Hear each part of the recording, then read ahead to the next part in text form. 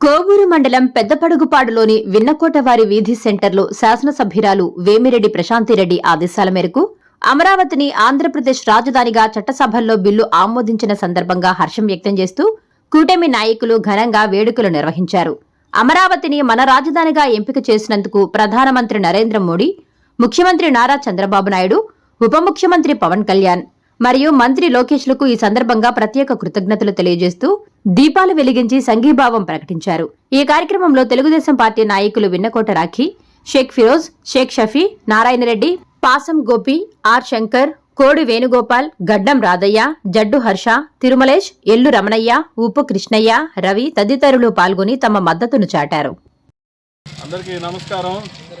ఈరోజు పండగ వాతావరణం జరుపుకుంటున్నాం. ఆంధ్రప్రదేశ్ మొత్తం ఏదైతే పార్లమెంటు సాక్షిగా మనకి ఆంధ్రప్రదేశ్కి శాశ్వత రాజధాని చట్టరూపణ జరిగిందో, కేంద్రంలోని ఎన్డీఏ గవర్నమెంట్కి ఆంధ్రప్రదేశ్ ప్రజల తరపున, పడుగుపాడు గ్రామ ప్రజల తరపున ధన్యవాదాలు తెలియజేసుకుంటున్నాము.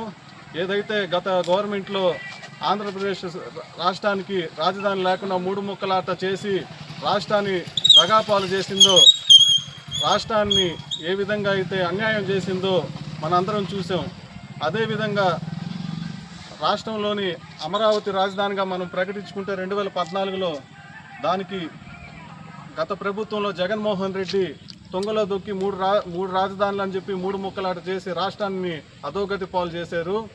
దాన్ని ఈరోజు కేంద్రం ఎన్డీఏ ప్రభుత్వం చట్టబద్ధత కల్పించి ఆంధ్రప్రదేశ్కి శాశ్వత రాజధానిగా అమరావతిని ప్రకటించడం ఎంతో సంతోషదాయకమని తెలియజేసుకుంటూ, మరొకసారి ఆంధ్రప్రదేశ్ ప్రజలందరికీ మన శాశ్వత రాజధాని అమరావతి అని తెలియజేసుకుంటూ కేంద్ర ప్రభుత్వానికి ధన్యవాదాలు తెలియజేసుకుంటూ, అదేవిధంగా రాష్ట్ర ముఖ్యమంత్రి నారా చంద్రబాబు నాయుడు గారికి, డిప్యూటీ సీఎం పవన్ కళ్యాణ్ గారికి, రాష్ట్ర మంత్రివర్యులు లోకేష్ బాబు గారికి, పార్లమెంట్ సభ్యులు నెల్లూరు వేమిరెడ్డి ప్రభాకర్ రెడ్డి గారికి, మా శాసనసభ్యులు కోవూరు నియోజకవర్గ ప్రీతమ శాసనసభ్యులు వేమిరెడ్డి ప్రశాంతిరెడ్డి గారికి అందరికీ ధన్యవాదాలు తెలియజేసుకుంటున్నాను.